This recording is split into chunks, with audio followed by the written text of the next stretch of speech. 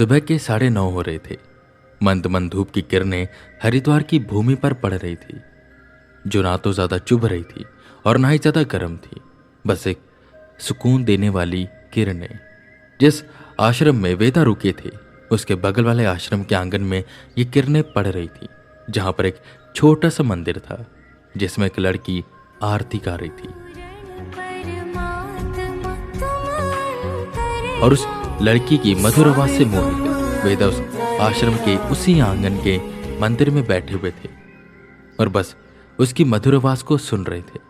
जब से वो हरिद्वार आए थे, तब से यहाँ पर आए लोगों के बर्ताव से उनका खून खौलने लग गया था, सर दर्द होने लग गया था।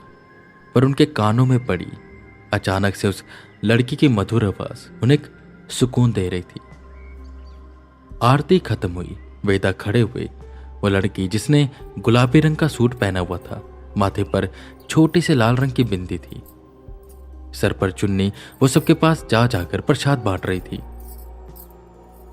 वो वेदा के पास भी आई। वेदा ने उसके चेहरे को देखा। गोल चेहरा, होठों के नीचे उसका छोटा सा तिल जो उसकी सुंदरता को और निखार रहा था। हल्का कनकी रंग था उसका और चेहरे पे मुस्कान थी, पर ना जाने क्यों वेदा को उसके चेहरे पर एक उदासी दिखाई दे रही थी, जिसे उसने छोटी मुस्कान से ढक रखा था। वो प्रसाद दे आगे बढ़ी। अब तक आर्यन और प्रिया भी वहां पर आ चुके थे और वेदा को विचलित देखकर वो उनसे पूछते हैं, क्या हुआ सर, आप काफी परेशान लग रहे हैं। अभी तो काफी शांत लग रहे थे, अचानक से मूड बदल गया। क्या हुआ सर, सब ठीक तो है ना? जिस पर वेदा उस लड़की की ओर देखते हुए कहते हैं, ये लड़की मुझे कुछ मतलब इसके जीवन में कुछ तो ऐसा हुआ है जो ठीक नहीं है। ये बाहर से दिखा रही है कि ये खुश है, पर ये खुश नहीं है। इसके अंदर कोई बहुत ही बड़ा गम है। जब मैंने इसे पहली बार देखा, मतलब जब मैं इसकी आरती सुन रहा था, तो मुझे लग रहा था बेहद खुश है, बहुत ही मतलब बहुत रिलीजियस है। बट जब ये मेरे पास आई तो मुझे एक अजीब सा गम महसूस हुआ। ये भावना बहुत ही अलग थी, दर्द मैं बता नहीं सकता। प्रिया एकदम से आगे बढ़ी और बोली, मुझे भी लगता है कि कोई ना कोई बात तो है। जैसा आपको फील हो रहा है वैसे मुझे भी फील हो रहा है। जिस पर वेदा कहते हैं, अरे हाँ, तुम्हारे पास भी तो ताकतें हैं, तुम्हें भी महसूस हुआ होगा। आर्यन इन सब बातों से अनजान आगे आया और बोला, मुझे तो कुछ महसूस नहीं हो रहा। मैं सीधा जाकर उस लड़की से पूछ लेता हूं, मैं यहां जान क्यों रही हूं। ये बोल वो सीधा उस लड़की की ओर बढ़ा। वेदा और प्रिया उसे रोकना चाहते थे, पर वो नहीं रुकता। वो लड़की के पास गया। उसने कुछ पूछना चाहा कि तभी उस मंदिर के बाहर खड़ा एक हट्टा कट्टा आदमी वहां पर आता है और आर्यन के कॉलर को पकड़ता है, उस पर चिल्लाने लग जाता है, साले लड़की छेड़ता है, एक उल्टे हाथ की मारूंगा ना, यहीं पर लेट जाएगा। वेदा और प्रिया ये देखकर एकदम से उसके पास गए। जिस पर वेदा आर्यन और उसको छुड़वाते हैं और आर्यन से पूछते हैं, आर्यन क्या हो रहा है ये, तुमने आखिर ऐसा लड़की से क्या पूछ लिया? जिस पर आर्यन अपने कॉलर को सही करते हुए कहता है, क्या पूछा? कुछ नहीं, मैंने बस इस लड़की से पूछा, आपको कोई समस्या है, परेशानी तो नहीं है, ठीक तो हो ना आप? तभी ये सांड आ गया, पता नहीं कहां से, और आके मुझे गालियां देने लग गया। इसकी तो मैं। जिस पर वेदा उस आदमी की ओर जाते हैं और पूछते हैं, भाई साहब, ऐसा तो इसने कुछ भी नहीं पूछा था कि आप आकर इसके साथ ऐसा व्यवहार करूं?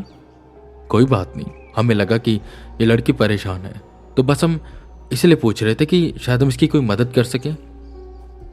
जिस पर वो आदमी उस लड़की के हाथ को कसकर पकड़ता है और कहता है, कोई परेशानी नहीं है इसे, और अगर होगी तो सीधा ये मुझे बता देगी, समझे? तुम इसके कोई भी नहीं लगते। चलो स्मृति। वो उसे वहां से लेकर एक कमरे में चला गया और इसी से उनको उस लड़की का नाम पता चला, स्मृति। बड़ा अजीब आदमी है, लगता है पति है इसका। जिस पर वेदा कहते हैं, नहीं, ये उसका पति नहीं था, यहां बात कुछ और है। आर्यन, एक काम करो, और जो आश्रम में हम रुके हुए हैं वहां का कमरा खाली कर दो और यहाँ पर 2 कमरे लो। इन पर हमें नजर रखनी होगी। मुझे आज में कुछ ठीक नहीं लग रहा। आर्यन ने ठीक वैसा ही किया। सारा सामान उठाकर वो बगल वाले आश्रम में आ गए। वेदा उसी आंगन में आ गए जहां पर धूप की किरणें थी, पर वहां पर एक ऐसी जगह देखकर जहां पर छाव है वहां वो बैठ गए। उनके हाथों में श्री रामचरितमानस थी। वो बैठकर वहां पर उसे पढ़ने लग गए और साथ ही साथ उस कमरे की ओर नजर बनाए हुए थे जहां वो लड़की और आदमी ठहरे थे। जब से वो अंदर गए थे तब से उनके कमरे से कोई आवाज या कोई आवागमन नहीं हुआ था। कुछ देर ऐसे बैठे रहने के बाद उस कमरे का दरवाजा खुला। वो आदमी बाहर आया। वेदा ने नजरें चुराई। उस आदमी ने यहां वहां देखा और कुंडी लगाकर वहां से चला गया। तुरंत वेदा उठे और उस कमरे में गए जहां वो ठहरे हुए थे। आर्यन और प्रिया बैठे वहां पर लूडो खेल रहे थे। सुनो, वो आदमी जस्ट अभी गया है। उसने कमरे को बाहर से बंद कर दिया। मुझे लगता है कि शायद उसने उस लड़की को यानी कि स्मृति को किडनैप किया। प्रिया, तुम जाओ कमरे में और उससे पूछो क्या बात है। आर्यन, तुम आश्रम के बाहर जाओ और जैसे ही वो आदमी आए बस हमें बता देना, ठीक है? आर्यन और प्रिया ने हामी भरी। आर्यन भागकर आश्रम से बाहर गया और प्रिया उस कमरे की कुंडी खोल अंदर गई। पूरा कमरा बिखरा हुआ था। सामान यहां वहां पड़ा हुआ था और स्मृति बेड पर सिमट कर बैठी हुई थी, जैसे बेहद डरी हो या रो रही हो। उसने अपने मुंह को घुटनों में दबाया हुआ था, जैसे वो अपना मुंह छुपा रही हो। जैसे दरवाजा खुला वो एकदम से चौंकी और उसने अपना मुंह बाहर निकाला। उसे लगा शायद वो वापस आ गया, पर यह प्रिया थी। कमरे की हालत प्रिया ने जैसे ही देखी वो सोच में पड़ गई कि आखिर यहां पर हुआ क्या है। प्रिया धीरे धीरे स्मृति के पास आई। तुम ठीक तो हो ना? उसने पूछा और शायद वो यही सुनना चाहती थी। वो फूट फूट कर रोने लगी। उसने प्रिया को गले लगा लिया और बस चिल्ला चिल्ला कर रोते हुए कहने लगी कि मैं ठीक नहीं हूं, मैं ठीक नहीं हूं, मुझे ले जाओ या मुझे मार दो। वो बहुत सताई हुई लग रही थी। शांत हो जाओ, हम हैं ना। सुनो, क्या मैं अपने सर को बुला सकती हूँ? वो पंडित है, पंडित वेदांत। वो तुम्हारी कोई ना कोई मदद कर सकते हैं। स्मृति ने नजरें नीचे की और कहा, हाँ। वेदा अंदर आए और जैसे ही वेदा अंदर आए उस कमरे की हालत देखकर उनका भी दिल सहम गया। पर उनकी पहली नजर ना तो प्रिया पर पड़ी ना स्मृति पर, बल्कि एक कोने की ओर जो बेड के पास था।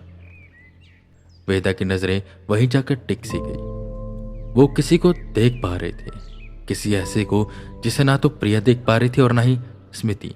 प्रिया के पास भी ताकतें थी, पर फिर भी वो ना जाने क्यों उसे नहीं देख पा रही थी जिसे वेदा देख पा रहे थे।